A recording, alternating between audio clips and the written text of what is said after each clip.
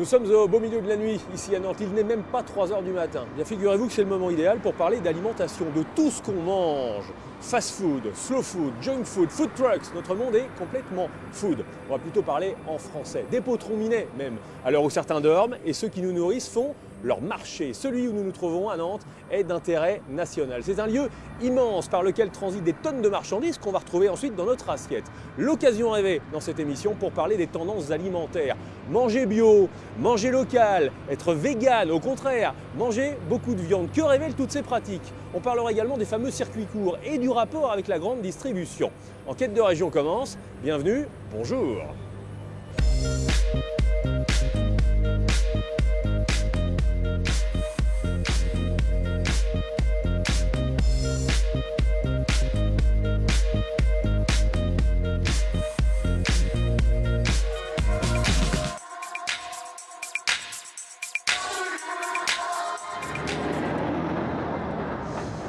Mais d'abord, on va allumer.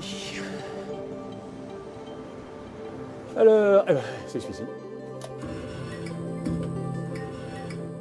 À quelques jours des fêtes de fin d'année, nous sommes donc aux mines de Nantes, le marché d'intérêt national. C'est un lieu qui fonctionne 24 h sur 24, alors vous le voyez essentiellement la nuit, il faut bien le dire. Un lieu un petit peu secret, que tout le monde ne connaît pas, où tout le monde ne va pas. Eh bien c'est l'occasion de le découvrir ensemble. Sachez qu'il y en a 23 en France. Alors le premier, hors catégorie, dirons-nous, c'est celui de Rungis en région parisienne. Puis le deuxième, eh bien, c'est celui de Nantes. Il y en a un autre dans la région, qui se trouve à Angers. Et on y trouve de tout, du poisson, de la viande, des produits laitiers, des fruits et légumes, du vin, bref, tout ce qui fait l'intérêt, dirons-nous, de nos assiettes et de nos verres.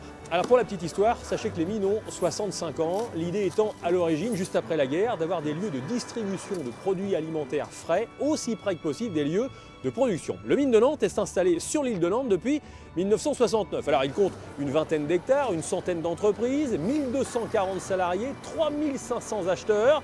Et tout ce petit monde génère un chiffre de 428 millions d'euros. C'est considérable. Ça équivaut à 220 000 tonnes de produits commercialisés, moins 270 tonnes de produits invendus l'an dernier qui ont été redistribués au secours populaire. Et tout cela, eh bien, d'ici un an, va déménager quelques kilomètres plus au sud. Avant d'aller plus loin, je voudrais vous montrer quelque chose. Venez.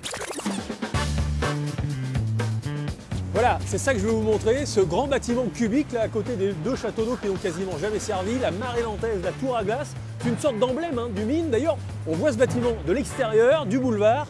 Et je vais rejoindre Gilles Priou. Bonjour Gilles. Bonjour. Toujours les mains froides, toujours les mains dans la glace, c'est votre univers. Qu'est-ce que vous faites concrètement avec tous ces sacs là? Alors ici, de la vente pour les poissonniers, l'outil indispensable, la glace. Environ ce matin 7 à 8 tonnes pour un tonnage qui va être correct pour la saison.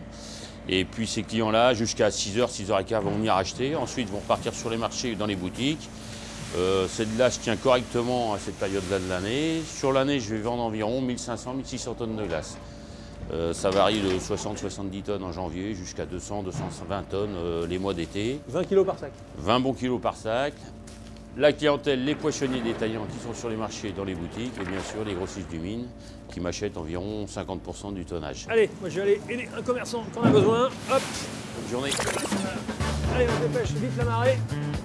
Le poisson n'attend pas. Hop. On va aller déposer ça par ici. Hop. Et si les poissonniers en ont besoin, ils viendront le chercher. Et je vais rejoindre notre premier invité. Bonjour Patrice. Bonjour, vous allez bien? Il fait froid, il est très tôt. 3h30. Je parlais des poissonniers. Ici, c'est quoi? C'est la marée? C'est comme ça qu'on appelle ce lieu? Le hall de la marée, le grand hall de la marée. Mais c'est désert, il n'y a personne. À l'époque, il y avait 21 grossistes, 23 grossistes exactement, et maintenant on n'a plus que 3 grossistes. Voilà, quand vous dites à l'époque, c'était il y a 5 ans, 10 ans? Il y a 12 ans. Il y a 12 ans. Et en 12 ans, pourquoi tout ça s'est vidé? Question de normes, après les nouvelles techniques de vente. Donc maintenant tout est commandé par téléphone internet. Et puis la logistique, donc préparateurs de commandes qui sont là à minuit. Et le plus vite possible, oui, on a nos premiers acheteurs qui arrivent de... Donc tout se passe dans les chambres en fait réfrigérées. Il n'y a plus rien sur le carreau de la marée. Pour l'hygiène, maintenant tout se trouve à l'intérieur. Alors allons voir ça. Simplement. Voilà. Tac. Allez. Donc en chambre froide, voilà. Tout se négocie ici alors. Exactement. Là on est à la maison Le Beaupin. Tout ça, ça vient de l'Atlantique? De partout, un peu partout. Les acheteurs, eux, là, qu'on voit négocier, là, oui, ils viennent d'où eux? Voilà. Là, les premiers sont de Châteaubriand, Laval et puis après la Loire-Atlantique. On appelle le Mine le ventre de Nantes, c'est-à-dire qu'il nourrit Nantes et l'agglomération, mais pas seulement. Tout l'ouest. Donc Rochelle, de La Rochelle jusqu'à Brest. Voilà. D'accord. Et sur l'intérieur, ça va jusqu'à l'Orléanais, ça va tout ce qui est autour de Paris en fait. Non, après c'est plus Rungis. Sur Paris, c'est plus Rungis. Oui, le premier mine de France quand même. Voilà. Comment ça fonctionne ici? On négocie là sur place, mais on réserve aussi par téléphone, par internet. Comment ça Téléphone, fonctionne? internet, et ça a déjà été acheté en trier la veille. Les bateaux, ça arrive par bateau, et donc c'est négocié avec l'acheteur. Et puis après, il y a l'arrivage de frais qui arrive de ce matin. On a l'impression d'un immense supermarché, mais en fait c'est ouvert qu'aux professionnels. Tout un chacun ne peut pas venir faire ses courses ici. C'est réservé aux professionnels, c'est un marché de gros, c'est pour ça qu'on appelle ça un marché de gros. Donc les professionnels, ce sont poissonniers, épiciers, traiteurs, bouchers, les ambulances qui font les gens de marché. Les restaurateurs, les restaurateurs aussi. Voilà. On va suivre un restaurateur tout à l'heure qui va faire ses courses. Là. Bon, là, on a des installations quand même assez pérennes. Est-ce que les commerçants installés sont propriétaires de leur établissement? Ils sont locataires ici sur le mine. Et qui louent un emplacement, ils payent une cotisation, un loyer en fait. Voilà, c'est ça, tout simplement. Voilà, c'est ça. Tout ça, ça va déménager. Et oui. On s'en va dans 1 an et demi. Ça y est. Ça va être le grand départ. Alors bien manger, c'est un souci quotidien pour beaucoup d'entre nous. Bien, mais également rapide. La mode du vite fait, bien fait, mais également bon a fait son apparition. Nos habitudes alimentaires ont considérablement changé ces dernières années. Le bio a pris de l'importance, les circuits courts se sont également développés, mais il y a aussi la tendance végane ou encore les anti-gluten. Autant de facteurs, fut-il inhérents à la santé, que doivent prendre en compte bon nombre de professionnels. Voyez le reportage de Vincent Rénal et Antoine Repère.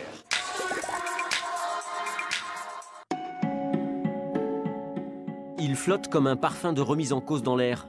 La folie fast-food débarquée des États-Unis à la fin des 70s est encore là, oui, mais l'homme moderne semble avoir un coup de fourchette plus réfléchi. Tout va trop vite, surtout entre midi et 2.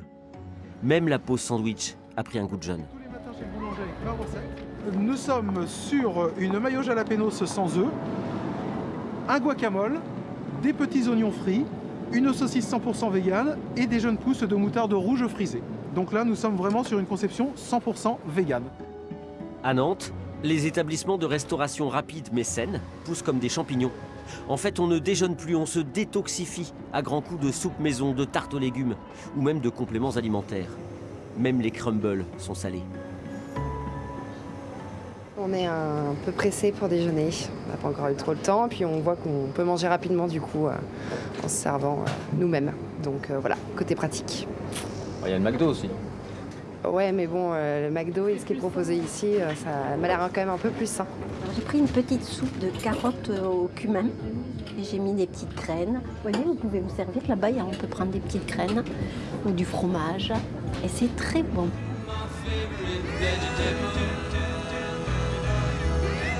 La première table, elle a quoi à part les burgers? Des burgers sans un gramme de viande. Nous sommes dans un restaurant certifié AB. Ils ne sont que 70 en France à bénéficier de ce label bio. Dans une autre vie, Pascal mitonnait à ses convives des riz de veau à tomber par terre. Aujourd'hui, la carte annonce la couleur. Les clients mangeront 100% bio, végétal et sans gluten. C'est un acte écologique, politique, philosophique pour certains, mais pour la plupart, en tout cas pour la plupart de nos clients, c'est un acte plutôt personnel de se dire, bon, j'ai à ma disposition d'autres moyens de manger, j'ai une cuisine qui est différente, je veux participer moi aussi à la nature, c'est-à-dire ne pas faire en sorte que la nature soit polluée ou encourager la pollution de la nature par les insecticides, par les engrais, par l'élevage intensif. Julia est végétalienne depuis 6 mois. En plus de la viande, elle a banni poisson, œufs et laitage de son alimentation. On peut faire de très bonnes choses avec des légumes, avec des légumineuses, avec des céréales. Bon, voilà, on peut faire de très bonnes choses. C'est tout un nouveau pan de cuisine qui s'ouvre à nous lorsqu'on laisse tomber la viande et les produits laitiers. Et c'est très bon, c'est délicieux.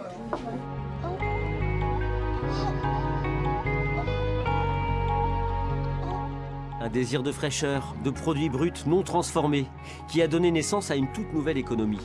L'offre des supermarchés spécialisés en produits éthiques et bio ne cesse de s'étoffer. C'est comme l'alimentation en circuit court. Cette ferme de l'agglomération nantaise regroupe une dizaine de producteurs associés qui tiennent à tour de rôle la boutique. On s'adapte. Je suis venue prendre ma permanence là tout de suite. Mes produits sont arrivés ce matin, ils sont en rayon et je les vends cet après-midi. Les poivrons de chez Fred aussi. Fruits et légumes, viande, produits laitiers n'ont fait qu'un court voyage pour arriver ici. Même les kiwis sont vendéens. Oui, je fais un maximum attention à ce qu'on mange. On limite les produits transformés, voilà. Et puis j'aime bien cuisiner, donc autant avoir des bons produits. Moi, je suis végétarienne déjà depuis une trentaine d'années, donc je me suis beaucoup documentée et beaucoup intéressée à l'alimentation. Et alors, c'est bien, je trouve que c'est bien aussi maintenant. Effectivement, le côté effet de mode, ça peut énerver, mais je trouve que c'est bien que les gens prennent conscience de tout ça. Je me dis, voilà, j'avais raison. Donc du coup, vous faites beaucoup de courses à pied, c'est ça? Raisonnable, l'alimentation sans aucune protéine animale? Oui et non, selon cette diététicienne, qui préconise avant tout de varier les plaisirs, de manger moins et mieux, et d'éviter les produits transformés. Vos entraînements avant la compétition. Même maintenant, les fast-food sortent des burgers végétariens. On fait trop de pubs par rapport à ça et on fait trop passer le végétarien pour quelqu'un ou pour quelque chose qui est sain. Alors que manger végétarien ne veut pas dire manger sainement. Voilà.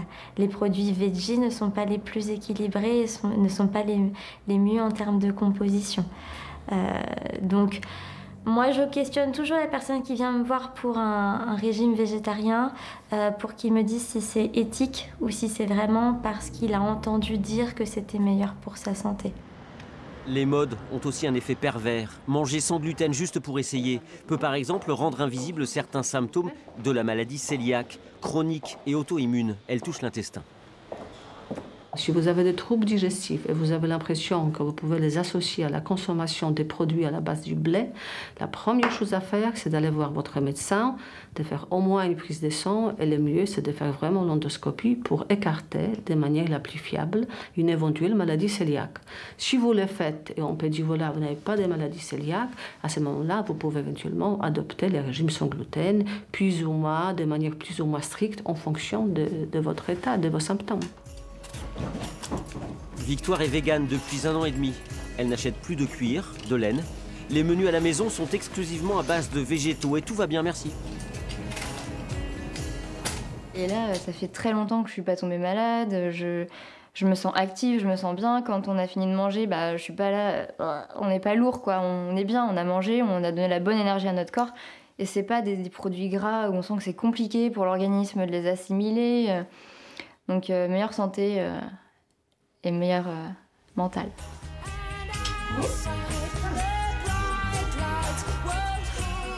Crumble de fruits écrasés, chips d'épluchures de pommes de terre, pesto de fans de radis, bouillon aux arêtes de poisson. La tendance à venir sera aussi celle de la récup en cuisine.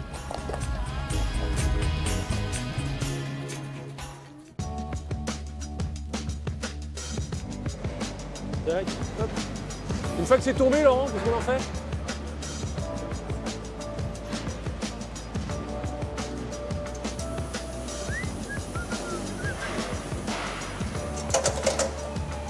Allez. Gauche, gauche. Retour sur le plateau d'enquête de région installé pour l'occasion au cœur du Mine. Nous sommes sur le carreau des primeurs. Ici se vendent des fruits et des légumes. D'ailleurs, nous sommes autour d'une table de négoce, on va appeler ça comme ça, une table de vente. Jean-Roland Barret, bonjour. Bonjour. Merci de venir. Dépôt Minet nous rejoindre. Vous êtes chargé de mission alimentation et territoire à la Chambre d'agriculture de Loire-Atlantique. On vient de voir un reportage sur le bio, les anti-gluten, les véganes. Les véganes, on en parle beaucoup en ce moment. Qu'est-ce que vous pensez de cette mode? Alors, nous, dans une chambre d'agriculture, quand on s'occupe des agriculteurs, les gens qui réduisent ou qui diminuent ou qui arrêtent leur consommation de viande, ça nous interpelle parce qu'on est dans un pays d'élevage. Aujourd'hui, il faut essayer de comprendre un petit peu leur motivation. Pour moi, il y a plusieurs motivations. Alors, vegan, végétarien, végétalien, il y a plusieurs mots et plusieurs graduations dans leur posture. On a souvent des gens qui, au départ, mangent moins de viande ou ne mangent pas de viande pour des raisons de santé. Donc, ce que nous, on appelle une position assez égocentrique, tournée vers eux-mêmes, vers soi-même. On a également des gens qui sont sensibles aux arguments ou aux contre-arguments environnementaux qui veulent baisser leur consommation de viande parce qu'ils estiment que ça a un impact sur la situation de la Terre ou sur le réchauffement climatique, ou environnemental. Et puis, apparaissent également des gens qui ont des motivations très ce qu'on appelle les spécismes ou antispécismes par rapport au bien-être animal, qui refusent de manger de la viande parce qu'ils estiment que les animaux sont nos égaux et on n'a pas à les consommer. Et donc en fait tout ça c'est un mélange, il n'y a pas de... c'est pas étanche entre les motivations. Et souvent quand on discute avec des véganes, on a des gens qui rentrent par la case santé, qui évoluent vers la case environnement et qui deviennent très militants ou trop militants. Alors nous ça nous interroge parce que y a des arguments très différents. Discuter avec des gens sur la santé, c'est discutable parce qu'il y a plus ou moins de preuves. Sur l'environnement, c'est également discutable. Mais quand les gens ont des convictions très très fortes, à la limite, c'est presque comme ils ont une foi dans leur conviction. Donc c'est plus qu'une mode, alors c'est vraiment des convictions, presque des convictions politiques. Et médiatiquement, c'est apparu au grand jour alors que ça ne l'était pas grâce ou à cause des vidéos un petit peu sur la maltraitance, animale. J'aimerais qu'on dise un mot du bio quand même, c'est un marché important, hein. 7 milliards d'euros. On en a beaucoup parlé au début des années 2000, après les scandales à propos de la vache folle. Qui consomme bio aujourd'hui ? Alors aujourd'hui, en bio, on a eu une évolution sur les 15 dernières années qui est assez proche du vegan. C'est-à-dire que les gens consomment bio, on consomme bio encore aujourd'hui, mais au départ, par rapport à leur propre santé. C'est-à-dire je mange bio, donc je serai en meilleure santé pour moi, pour mes enfants. Et la motivation environnementale est venue dans un second temps, dans les années 2000, 2005, 2010, à travers le changement climatique. Et on a cette deuxième motivation très forte qui fait que j'éteins la lumière en sortant de la chambre, mais je mange bio pour sauver la planète. Mais en France, c'est encore assez fort parce que manger est un plaisir, manger c'est pas une fin en soi, mais manger pour sa santé c'est important. Ouais. Ça va s'amplifier ou pas? Alors aujourd'hui on a des plus 20% dans la consommation, donc il faut que la production suive. Rien que l'exemple du mine, 4 enseignes bio sur 100 enseignes, donc ça fait 4%. 9 Français sur 10 disent manger bio ou vouloir manger bio. Les statistiques des fois ont du mal à être un petit peu précises.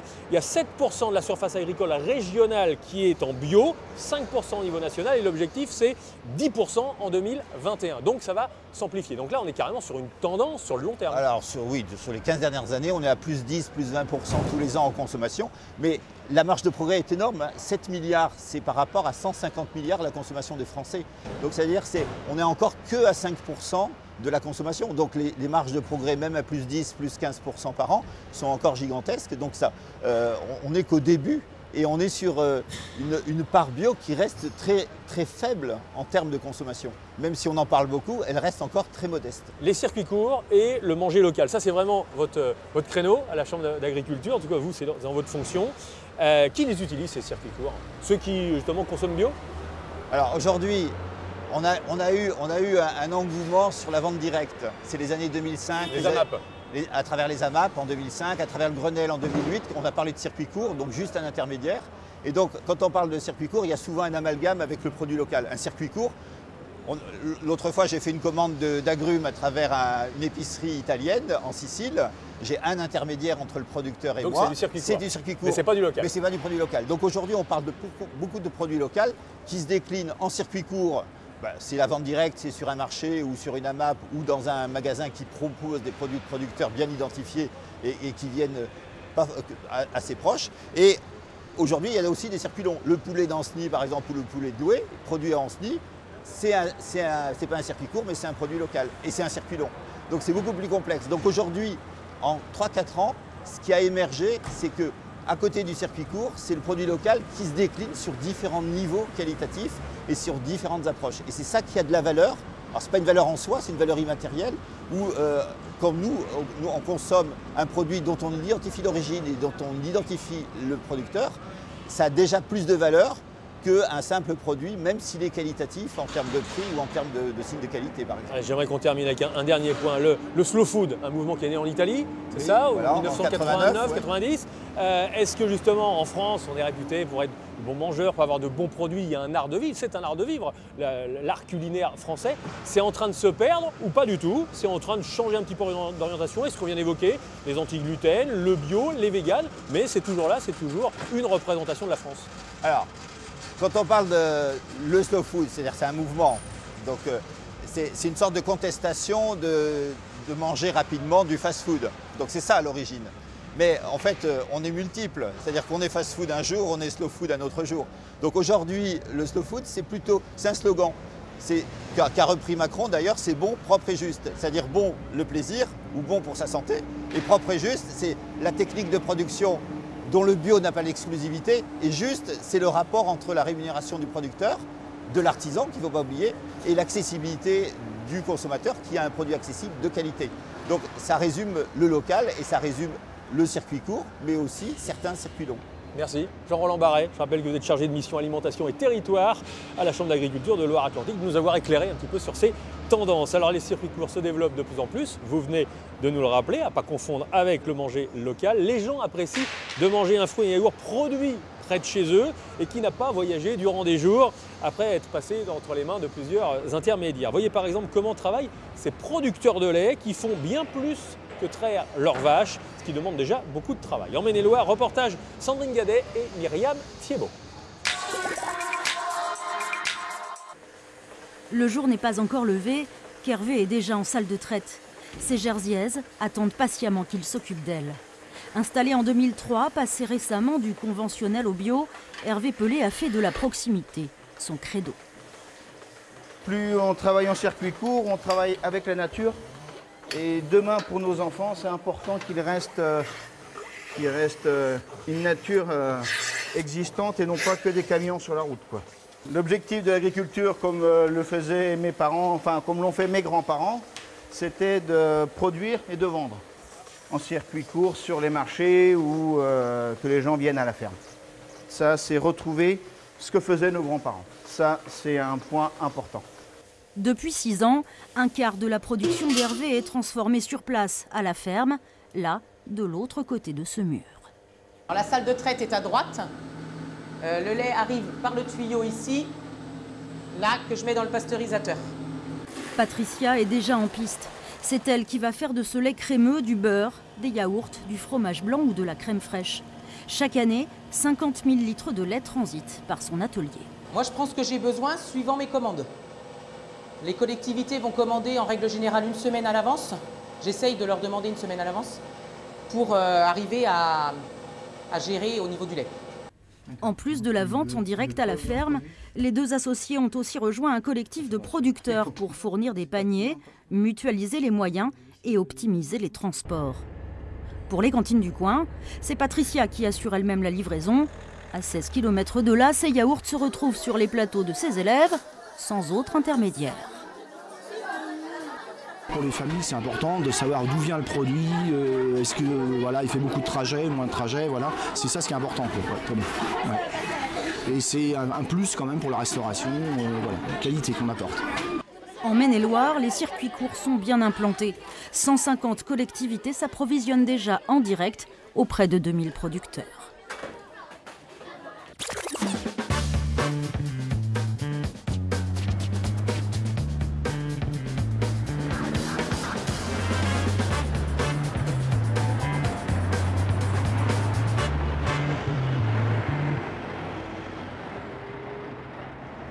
Retour sur le plateau d'enquête de région installé pour l'occasion aux mines de Nantes, le marché d'intérêt national. Je vous rappelle, le deuxième de France derrière celui de Rungis. Là, pour rien vous cacher, il est un petit peu plus de 5 h du matin et il y a beaucoup de camions qui arrivent pour acheter des fruits et légumes. Enfin, les chauffeurs viennent acheter des fruits et légumes qu'ils proposeront ensuite à leurs clients dans leur propre boutique. Là, ils sont installés sur ce qu'on appelle le carreau du mine, qui est la grande place centrale de ce marché d'intérêt national. Et à propos de commerçants, je me trouve devant l'une des 4 enseignes de bio du mine, 4%. On va aller voir le gérant. Olivier Claude, bonjour. Bonjour, enchanté. Vous êtes 4 grossistes bio sur 100 commerçants aux mines, alors que 9 Français sur 10 disent manger du bio ou vouloir manger du bio. Il y a un petit problème dans les statistiques. Il y a beaucoup de demandes et on a l'impression qu'il y a peu d'offres. Non, il y a quand même beaucoup d'offres parce qu'il y a de plus en plus de production bio en France et on arrive à faire face à cette demande de plus en plus croissante de consommateurs bio. Mais le but du jeu, c'est quoi? C'est qu'il y ait encore plus de grossistes bio sur le mine à terme? Pas forcément beaucoup plus, mais déjà une meilleure production, une meilleure offre, et ce qui pourra pallier cette demande croissante de produits bio pour les Français. Bon, comment ça fonctionne une structure comme la vôtre? Qui sont vos producteurs? C'est local, c'est national? Alors, principalement local. Et au fur et à mesure des saisons, quand on n'arrive pas à trouver dans le local, on va dans toute la France, dans différentes régions, et après on va à l'étranger. Et les clients, qui sont-ils? Les clients, c'est des magasins spécialisés et aussi des marchés ambulants. On a parlé juste avant de venir vous voir des circuits courts qui se développent de plus en plus. Vous êtes en fait un maillon de plus dans cette chaîne. Comment vous vous positionnez? Ça vous cause du tort ou pas? Alors, c'est les deux en même temps. C'est qu'on était déjà installé avant ces maillons courts. Et en fait, les consommateurs trouvent les légumes en région. Par contre, le reste des productions, ils le trouvent chez nous. D'accord, c'est-à-dire que, oui, forcément, c'est une production locale. Donc, voilà. S'ils veulent de l'exotique, il faut venir chez vous. Voilà, s'ils veulent des agrumes, on n'en trouve pas à Loire-Atlantique. Bon, la grande distribution, les GMS, hein, grandes et moyennes surfaces, les centrales d'achat. Tout à fait. Pour vous, ce sont des concurrents directs, des adversaires ou parfois ça peut être des alliés? Alors, c'est plutôt des concurrents parce que nous, on ne travaille pas du tout avec eux comme on ne fait pas de produits emballés. Mais c'est aussi une différence de produits. Il faut qu'on se démarque par rapport aux produits, par rapport à la GMS. Bon, et au niveau des producteurs, est-ce que vous arrivez à avoir éventuellement les mêmes producteurs, parce qu'ils vendent du bio comme vous, ou alors, comment dire, ils jettent leur dévolu sur un producteur en l'empêchant un petit peu de travailler avec vous? Alors, il y a les deux cas de figure. C'est que souvent, les petits producteurs arrivent à travailler avec tout le monde. C'est-à-dire que moi, ça fait 25 ans que je fais du produit bio. J'ai des amis producteurs qui travaillent principalement avec moi ou d'autres. Et autrement, des gros producteurs qui travaillent surtout avec la GMS. Ça fait moins de 3 ans que vous êtes installé. Le bio, vous avez toujours travaillé dans le bio. Avant, vous étiez dans une autre enseigne avant de prendre votre indépendance et de devenir gérant de cette boutique. Tout à fait. Il fallait créer cette structure avant le déménagement? Oui, parce qu'à fin 2014, tous les contrats étaient actés pour le déménagement. Si je n'étais pas installé avant, je n'aurais pas pu déménager sur le nouveau mine. Ça veut dire que ça aurait été plus cher de s'installer? J'étais même pas prévu. Bah voilà, j'étais même pas prévu. Il n'y a pas de case de libre pour les nouveaux arrivants? Tout à fait. Bon, donc c'est dire s'il y a de la demande pour s'installer là-bas. Le bio, pour vous, il n'y a que ça de vrai? C'est meilleur? Ça se conserve bien ou pas? Ah bah, les préjugés sur le bio qui se conservent pas. C'est une question, ouais, mais tout à fait. Non, mais c'est fini. Les produits se conservent bien. Les produits sont meilleurs, sont plus vitaminés, ont plus de goût. Ça, c'est indéniable. Bon. Qui fixe les prix? Il y a ce que vous appelez, je ne sais pas si vous l'avez sur vous, une mercuriale. En fait, c'est ni plus ni moins la liste de vos produits avec les tarifs. Oui. Pour le porc, on sait que le porc, ça marche au marché au Cadran, qui est à Plérin dans les Côtes-d'Armor, et qui donne les cotations un petit peu pour la France entière. Tout à fait. Pour les fruits et légumes, ça fonctionne comment? Alors les Bretons, encore eux, travaillent beaucoup au Cadran pour leurs produits. Mais le reste de la production travaille de gré à gré avec les producteurs. Donc ça veut dire que vous mettez les prix que vous voulez, voilà, libre aux clients de les accepter ou pas? Tout à fait. Bon. Et vous ajustez par rapport aux concurrents? Comment ça se passe? Je ne connais pas les prix des concurrents et je ne veux pas les connaître. Tout se sait là, c'est un village. Je ne veux pas les savoir. Mais il faut que je gagne ma vie aussi. Donc je fixe les prix par rapport au jugé, à la température extérieure, par rapport à beaucoup de choses. Bon. Là on est à quelques jours de Noël, c'est la grosse période de l'année, il ne faut pas manquer ça. Il ne faut pas manquer, dans une petite semaine ça va être le rush. C'est parti pour les fruits exotiques. Bon, on vous laisse travailler. Bah, merci beaucoup. Bonne journée. Bonne journée à vous. Au revoir. Attendez Jean-Michel, je vais vous aider. Donc on incline tout là. Hein. Voilà. Tac. Celui-là, vas-y. Hop. Que le client voit bien. C'est bon, elles sont belles. Hein. Voilà. Ok. À plus tard. Alors là. Ça va, à fond. Bonjour. Ça va bien? Bonjour, allez bien? Alors Patrice, oui. Je vous retrouve là sur le marché là, avec ça c'est les commerçants ambulants, ce sont les producteurs qui viennent s'installer. Producteurs vendeurs locaux. Et vous vérifiez quoi vous? Leur emplacement, s'ils sont bien mis et là on discutait un peu produits, la vente de produits actuellement. Là j'ai monsieur Alain Berly qui vend des épinards. En fait c'est comme sur un marché dans un centre-ville ou dans un village quoi. Il y a un emplacement et il faut le respecter. Voilà, tout simplement. Ah Bruno? Très bien? Forme? Impeccable? Ouais. Ça va? Tac? Tranquille? Ça va? Impeccable? Ouais. Nous avons donc vu plusieurs commerçants travailler. À présent, on va suivre un restaurateur qui vient s'approvisionner, qui vient faire ses courses en quelque sorte sur le mine.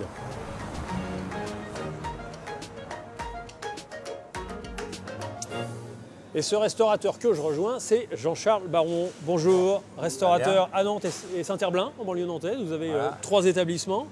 Vous venez souvent faire vos courses sur le mine? Tous les 2 jours, ça dépend de ce que j'ai besoin. Il faut remplir les frigos? Bah oui, il faut nourrir les gens. Vous cherchez quoi? Des produits locaux? Vous cherchez des produits originaux? Vous achetez toujours la même chose?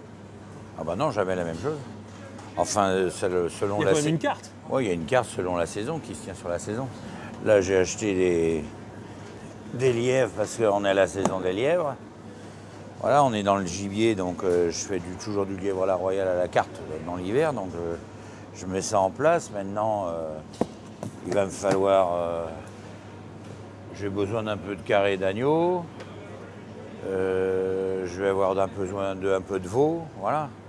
Donc je fais mon tour. Ça, c'est déterminé avec vos équipes, avec votre second? Avec Guillaume, avec... bon, moi, je suis au Pélière beaucoup en ce moment. Avec Guillaume, Embauche et Baron Lefebvre, on regarde ce qu'on a besoin et puis je viens faire les achats, quoi. Le bio est de plus en plus présent dans les assiettes, en tout cas dans les intentions des Français. Beaucoup mangent bio, disent vouloir manger bio, 9 Français sur 10 en tout cas.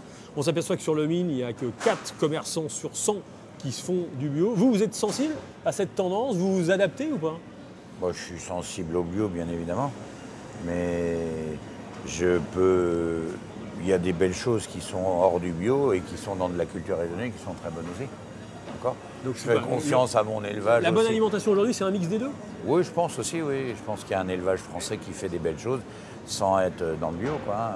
Dans le bœuf, dans l'agneau, dans la volaille. Et voilà. Ils font des belles choses. J'ai un marchand de volailles, moi, qui me fait des volailles et qui fait une culture sur ferme et qui va très bien. Il fait ses céréales et tout se passe bien, il a une belle volaille. Je parlais du bio qui est à la mode, il y a aussi les modes des anti-gluten ou du vegan. Là, c'est l'anti-vegan ici, quoi.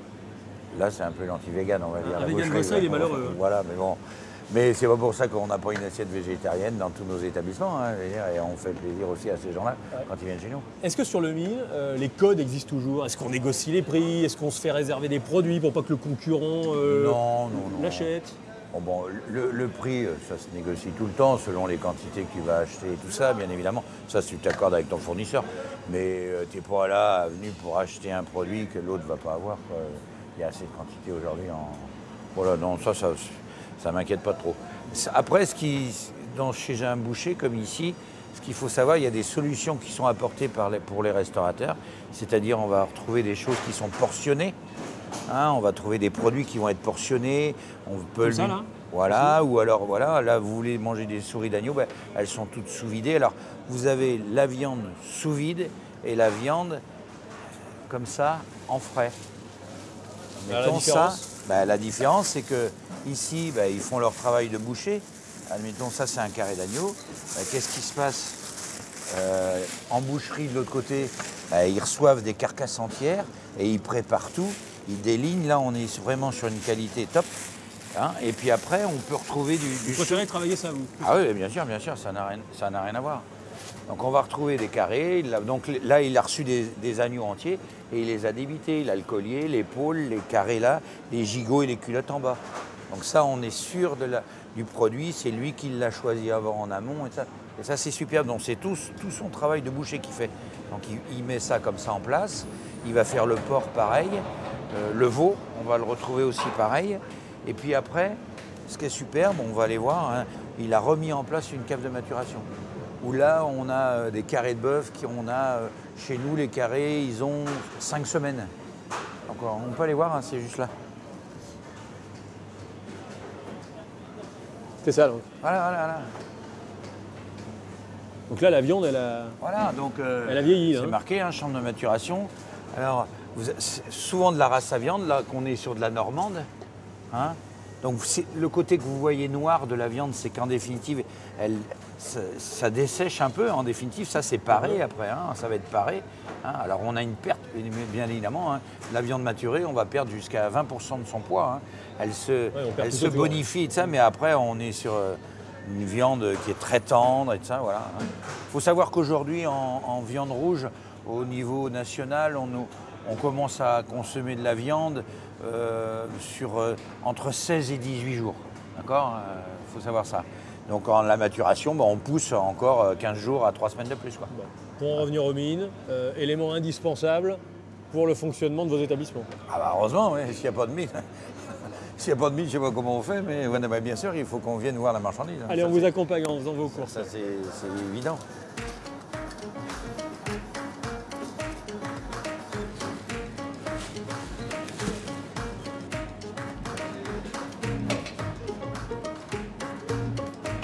Allez, je vous aide à pousser. Ah, ça s'est alourdi. Hein. Ouais, ça va. Joël Blanchard, bonjour. Bonjour. Responsable du magasin. Oui, tout à fait. Que des produits frais. Jean-Charles Baron. Salut Jean-Charles, tu vas bien? Ça, c'est des nouveautés, ça? Oui, ça fait partie de nos nouveautés de cette année. Par exemple, vous avez le steak légumes. Les steaks de légumes. Steak de légumes. Ça vous parle, les Ça, steaks c'est de bien, légumes? ça. Ça, c'est super. J'ai goûté ça, j'ai fait goûter ça à mes enfants. Alors là, c'est poivron tomate. Et là, vous avez aux 8 légumes aussi. C'est quoi? C'est pour les véganes, ça? Ah, c'est pas 100%, c'est pas vegan, mais c'est 100% légumes. Pour les végétariens? Végétariens. Bon, ça veut dire qu'il faut s'adapter sans cesse à la mode? Tout à fait. Vous-même, en tant que grossiste, Ouais. vous demandez Ouais. à vos fournisseurs Tout à fait. des produits qui suivent les tendances. Donc, mais en fait, qui commence la tendance? Est-ce que ce sont les restaurateurs qui vous demandent des produits? Est-ce que ce sont les grossistes qui vous les imposent? Comment ça se passe? C'est le public avant tout. Je pense qui... Ça veut dire que dans votre restaurant, vous demandez aux gens pour regarder ce qu'ils prennent, Ouais, vous leur proposez des choses nouvelles? Faut avancer des choses nouvelles, ça c'est un fait, mais c'est la tendance. Et Après, il y a les tendances. Vous avez les fournisseurs qui font de la recherche Oui, sur aussi, des nouveautés, bien nouveaux sûr. produits. Nous, on va sur des salons régulièrement pour voir ce qui se fait, les nouveautés. Donc vous rapportez bien aux sûr. fournisseurs ce que les restaurateurs vous ont demandé? Ouais, et puis il y a aussi l'inverse. Nous, des fois, vous avez des fournisseurs qui vont créer des produits, comme Sudansol, ils ont créé ça. Ils ne sont pas venus nous demander. Ils se renseignent. Et ils comptent sur vous pour les tester. Voilà. Nous, on Et les a ensuite pour les testés restaurateurs. sur un salon. J'ai dit ça va marcher. Moi, je vends ça dans. Par exemple, vous avez le restaurant à la mode avec des burgers. Il y a des gens qui vont aller dans un burger, ils ont pas envie de manger de bœuf. Et moi, j'ai des burgers. Aujourd'hui, j'ai des gens qui font du burger, qui me prennent ça, ils font un burger de légumes. Les burgers, il y en a à la carte chez vous? Non. Pourtant, beaucoup de restaurants font des burgers. Mais les autres en font, il y en a tellement qu'en font. Et quoi. vous, non. Nous, ils Vous viennent pas distinguez manger. différemment. Voilà. On va vers quelle tendance? Aujourd'hui, on est dans le vegan, dans le végétarien, dans le bio, dans l'anti-gluten pour ceux qui ont des intolérances. Ça va durer? Ça va pas durer, ça va perdurer. Ça va avancer. Les gens, ils veulent manger Ça sain. va s'amplifier. Ah bah oui, ils veulent manger sain, les gens. Aujourd'hui, on est sur circuit court. Hyper aussi. important. Hein. Et circuit court, ça Circuit c'est court, très c'est très important. Circuit court, ça veut dire local. Peu Voilà. d'intermédiaires. Peu d'intermédiaires. Donc ça veut dire que vous, éventuellement, vous êtes de trop dans la chaîne.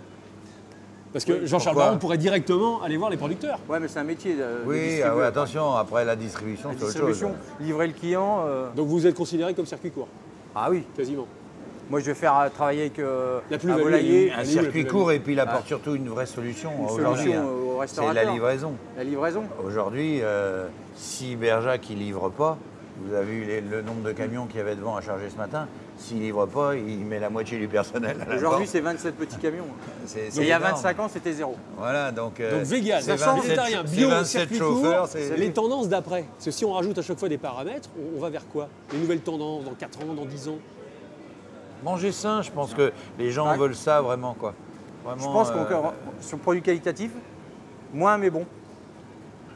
Je pense qu'on vendra toujours de la viande de qualité, comme Jean-Charles fait ouais. chez nous. Vous avez pu passer devant tout à l'heure. Oui, on dans a la fait cave la- la viande la affinée, viande à maturer, et affinée, tout. la Mais viande ça, de- c'est les multiplié races par à 3 viande. depuis qu'on fait ça. J'en vendais 300 kilos la première année, je suis rendu à en vendre 3-4 tonnes. C'est que ça se vend encore, mais c'est du qualitatif. C'est pour les gens. Et tout est local. Vous parliez des circuits courts, tout est local. Là-dessus, oui, c'est local, oui. Vous avez Comment de vous la faites- comment normande. vous faites quand il y a des problèmes d'intempéries pour les producteurs? On a eu il y a peu les problèmes avec le beurre, on n'avait plus assez de beurre dans les magasins. Oui, Il y a ça dure encore encore, avant, cet été, il y a eu les œufs au fipronil. Comment vous gérez tout ça? Il faut s'adapter. Bon, pour le beurre, on gère sur plusieurs commandes. On fait des précommandes pour avoir les quantités pour nos clients. Il y en a Par du exemple, beurre. Hein. Il y en a quand même du beurre. Les vaches, elles sont frères tous les jours. voilà. Hein. Oui, mais on a toujours autant de lait. Tout le monde autrefois dans la grande surface Mais pour le particulier. En grossiste, on n'a pas été. ça, Pour l'instant, ça on n'a pas eu de rupture, ou très peu. Le rapport avec la grande distribution, c'est un monde qui vous est totalement étranger, si ce n'est éventuellement quand vous n'êtes pas au travail, quoique vous devez vous fournir ici. Moi, grande distribution, je ne connais pas. C'est quoi? C'est un autre monde? Oui, c'est rien à voir. Là, si vous êtes sur un métier de service, produits qualitatifs, on parle pas prix comme en GMS. On va avoir des produits, on va faire une promo comme dans une GMS, comme on fait tous les mois, pour avoir des produits d'appel, pour le plat du jour, pour Bien des sûr, trucs comme ça. Voilà. ouais, Ça, c'est promo important. aussi. Mais après, on est plus sur le produit qualitatif, produit qu'on ne trouve pas ailleurs. Merci, Joël Blanchard. Merci. Jean-Charles Baron. On a parlé de restauration avec Joël Blanchard et Jean-Charles Baron, de restaurants fixes. Mais la mode est également aux 4 roues. À ces restaurants qui ont pignon sur rue et qui changent de rue presque tous les jours. Je parlais des food trucks, ces camions restaurants avec des plats faits sur place devant les clients. Une autre façon de se restaurer et de goûter de nouvelles saveurs. Voyez le reportage au Mans de Juliette Dubois et François Desrands. Ludovic et Gull sont des chefs presque comme les autres. Mais leur restaurant, c'est ce camion vintage et leur cuisine est ouverte sur la rue. pâté, un couscous, s'il vous plaît. Ça marche. Début juin, ils ont lancé leur food truck de plats maison et servent soupe, sandwich et plats chauds tous les midis. Un concept venu des États-Unis qui leur tenait à cœur. On ne cache rien, c'est fait devant le client et voilà, c'est ce qu'on voulait. Et puis venir aussi près du client le midi parce qu'ils n'ont pas forcément, on a moins de temps maintenant pour déjeuner. Donc l'idée, voilà, c'est d'aller à leur rencontre et de les servir au plus vite, quoi. Chaque jour de la semaine, le camion change de lieu. Il stationne toujours à proximité des zones d'activité où peu de restaurants sont implantés. Il y a plusieurs offres, mais après c'est toujours les mêmes choses. Là ça change, on sait que tous les mardis on peut changer et venir ici. Ils sont au moins 4 food trucks à se répartir différents lieux stratégiques du Mans, avec un système de roulement chaque jour. Jocelyn et Chiki ont lancé Road Thai il y a 4 mois pour diversifier l'offre de restauration. On a souhaité partager ce concept-là en Sarthe, et qui plus est avec de la nourriture thaï pour que Chiki puisse partager un peu de sa culture aussi avec les habitants du Mans et les approches agglomérations. Là aussi, tous les plats sont cuisinés sur place et à la demande. Le concept ne cesse de se développer. Il ne vous reste plus qu'à tester.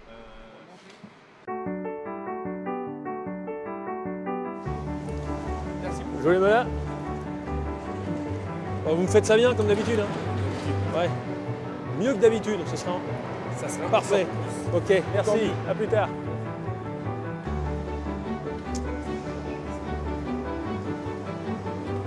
Bonjour.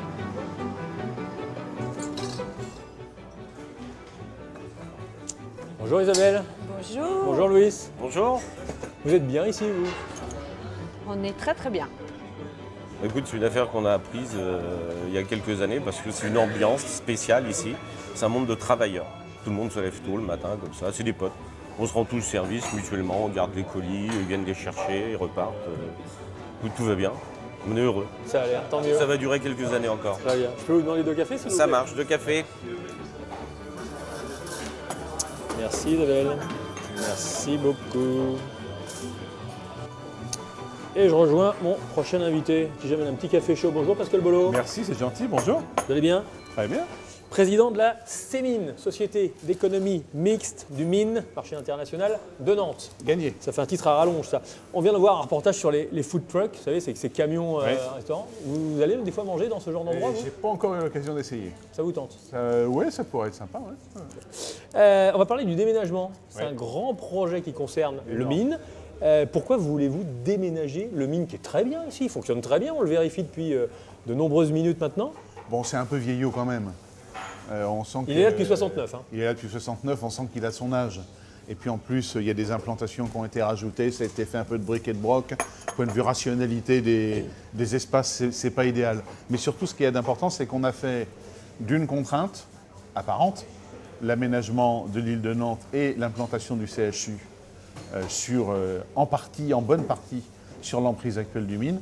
On a fait de cette contrainte une opportunité de dire, écoutez, puisque il faut qu'on bouge, on va essayer de faire un Mine d'abord hyper moderne, magnifique, et on voit le chantier se dérouler à la porte de Rosé, c'est effectivement magnifique. Donc c'est au sud de Nantes, hein, pour ceux qui ne connaissent pas bien l'agglomération nantaise, c'est à 2 km d'ici à peu près. Quoi. Et en plus, on va en profiter pour créer un pôle d'excellence avec le Mine et un pôle agroalimentaire d'excellence pour les entreprises qui parfois sont actuellement dans le Mine, qui souhaiteraient investir et se développer. Donc on va donner les moyens. C'est-à-dire qu'ils ne vont pas s'adresser à la même clientèle? Oui, c'est et la même clientèle et pas la même, si j'ose dire, puisque actuellement vous avez dans l'enceinte du Mine des opérateurs qui sont là de par la réglementation, les marchands de fruits et légumes, les grossistes en produits de la mer, les grossistes en fleurs, et puis toute une myriade d'entreprises qui sont venues se greffer à cette activité, qui sont là par choix, grâce à la commercialité du site, parce qu'ils font des affaires avec les opérateurs du Mine, et tout le monde va se retrouver à la porte de Rezé, les uns dans le Mine, les autres sur le pôle agroalimentaire. Donc intérêt pour les commerçants du Mine, plus d'espace, des installations plus modernes, plus modulables. Intérêt pour les clients, plus facile d'accès avec la rocade nantaise qui passe tout proche. Absolument, et on est en train d'aménager la porte de Rezé. Tout le monde est partant, il y a des compensations, parce que ça coûte des installations comme celle-ci, là. Alors non seulement ça coûte, mais en plus ce sont des concessionnaires qui avaient un contrat avec le Nantes Métropole et avec l'État qui courait jusqu'en 2030. Donc naturellement, comme on interrompt ce contrat et qu'on interrompt ce sont des sortes de baux un peu particuliers, eh bien évidemment, il y a eu une indemnisation. Il y aura une indemnisation pour tous les opérateurs. Combien ? Au total, ça va être aux alentours entre 15 et 17 millions d'euros. D'accord. Il y a 90% des commerçants qui suivent ou tout le monde suit ? Ah, écoutez, je crois que tout le monde suit. Il se trouve que c'est un secteur qui est aussi en restructuration et en phénomène de concentration. Et qu'il y a des opérateurs qui vont en profiter pour prendre leur retraite et que le devenir dans leurs entreprises, c'est des rachats, c'est des successeurs, etc. Ça va coûter 150 millions d'euros. Ça va coûter un peu de sous, oui. Et c'est la collectivité métropolitaine de Nantes qui paye ça ? C'est Nantes Métropole qui paye ça parce que Nantes Métropole est la collectivité compétente en matière de marché d'intérêt national. C'est la loi qui le dit. Bon, c'est vraiment un souci d'efficacité. C'est pas pour écarter le mine du centre-ville. Parce qu'il faut bien dire qu'à la place, il va y avoir le CHU. Alors, à la place, il va y avoir le CHU. Et ce que vous dites est important parce que les marchés d'intérêt national sont aujourd'hui des objets de logistique urbaine autant que de distribution alimentaire. Et c'est vrai que la question a pu se poser de dire qu'en éloignant même légèrement le mine du centre-ville de Nantes, est-ce qu'on n'allait pas créer des difficultés, des problèmes de logistique et d'approvisionnement? Ce sont des choses qu'il nous faudra traiter par la suite, mais je crois que les aspects positifs sur la modernité des équipements l'emportent très largement et qu'on trouvera des solutions logistiques intelligentes. On a parlé de modernité, on a parlé d'argent, parlons d'emploi. Ça va créer de l'emploi ou pas? Alors oui, ça va créer de l'emploi parce que ça crée de la dynamique. Et puis en plus, ça rééquilibre le nombre d'emplois entre le Nord-Loire et le Sud-Loire. Le Sud-Loire est un peu déficitaire en nombre d'emplois. Il y a 2000 emplois globalement qui vont être transférés et créés sur le grosso modo 800 créations d'emplois. Grosso modo 800 de plus que les 1240 qu'on a aujourd'hui. Un petit mot rapide pour terminer. Moderne, panneaux photovoltaïques sur les toits? Alors là aussi, une opportunité. On avait une toiture gigantesque. On a prévu de faire la plus grande centrale photovoltaïque de tout l'Ouest sur toiture. Date du déménagement? Début 2019, tout début 2019, après les fêtes. Entre les fêtes et la Saint-Valentin. Et le CHU ici? Et le CHU ici, 2026. Merci Pascal Bollot, président de la Sémine, de nous parler de ce projet. Alors bien manger dès le plus jeune âge, ça se fait, c'est important. Ah oui. C'est même le quotidien de nombreux élèves d'un établissement scolaire angevin. Près de la moitié de ce qu'ils mangent est bio. Tout cela grâce à l'initiative du chef cuisinier du collège Jean Monnet. Reportage Pauline Forgue et Gwenaëlle Riet. Prenez des carottes et de la crème chantilly, ajoutez-y un zeste de citron, une pointe de persil et vous obtiendrez un appétissant cappuccino de carottes. On a fait un programme pour faire découvrir aux enfants des choses gustativement super bonnes, bien équilibrées et en même temps un visuel très agréable. Dans cette cantine éco-responsable, chaque repas est réalisé à partir de produits locaux et bio. Un pari que s'est lancé ce chef cuisinier il y a 5 ans. Les produits sont quand même de meilleure qualité. Et puis, alors, tout en gardant un coût raisonnable. C'est-à-dire qu'en fait, aujourd'hui, je n'ai pas augmenté le prix du ticket, comme c'est un prix qui est déterminé par le département. Je n'ai pas plus d'argent qu'un autre collège de Maine-et-Loire, mais voilà, c'est la façon de travailler. On a mis en place des cuissons évolutives. Aujourd'hui, 46% des repas servis dans cette cantine contiennent des aliments bio. Bien plus que la moyenne nationale, qui ne dépasse pas les 5%. C'est plutôt bon, on a l'embarras du choix. Et puis on nous avait dit que c'est beaucoup plus pratique, parce qu'on avait des fruits qui étaient bio, donc ça donne beaucoup plus envie. Quand j'étais à l'école primaire, j'avais l'impression que c'était un peu fait comme en boîte, un peu. Alors que là, c'est vraiment... c'est de la bonne nourriture, ça se voit que c'est fait par eux-mêmes. À la fin du repas, les assiettes sont saucées et consciencieusement nettoyées. Dans la cantine idéale, le gaspillage a disparu.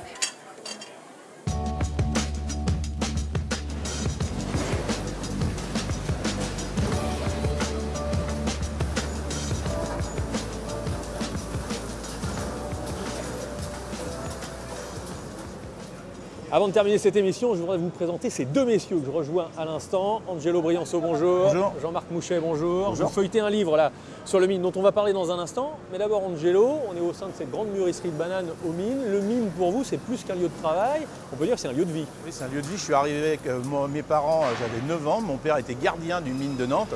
On habitait à l'intérieur du Mine et les 22 hectares du Mine, c'était mon jardin où j'ai appris à jouer au foot, à faire du vélo avec mes copains. Bon, ensuite, la banane, c'est devenu là votre outil professionnel, on va dire ça comme ça. Cette mûrisserie, c'est la plus grande de France. 35 000 tonnes de bananes ont mûri ici l'an dernier, contre 32 000 au marché de Rungis. Comment on produit, comment on fait mûrir des bananes? La banane, c'est 9 mois de production et c'est 5 jours de mûrissage à une température de 16 à 18 degrés avec une maintenance aux alentours de 13 à 14 degrés. Donc un produit fragile pour passer du vert au jaune. Et une fois que le produit est prêt, il est prêt à consommer. 7 bananes sur 10 viennent des Antilles, hein, c'est ça? Voilà. Et une banane sur 2 dans la région sort de chez Fruits d'Or. Jean-Marc Mouchet, vous êtes photographe, vous avez coécrit ce livre avec Philippe Corboul, notre confrère de Presse Océan, Le Mine, le ventre de Nantes, aux éditions d'Orbestier. Pourquoi un livre sur le Mine? Pourquoi? Pour inviter les gens, simplement les Nantais, à visiter le Mine. On les prend par la main et puis on les guide à travers les allées du Mine de Nantes. Donc il y a des recettes, il y a plein de portraits de tous ceux qui font et qui sont le Mine. Oui, alors il y a des recettes parce qu'on a voulu aussi inclure dans le livre des gens qui viennent aux mines, c'est-à-dire des restaurateurs. En l'occurrence, on a choisi des chefs et effectivement, ils nous ont laissé quelques recettes. Donc si vous voulez plonger dans l'aventure du Mine, lisez ce livre. On va se plonger, on va regarder quelques-unes des photos. Montrez-nous quelques portraits que vous avez dressés.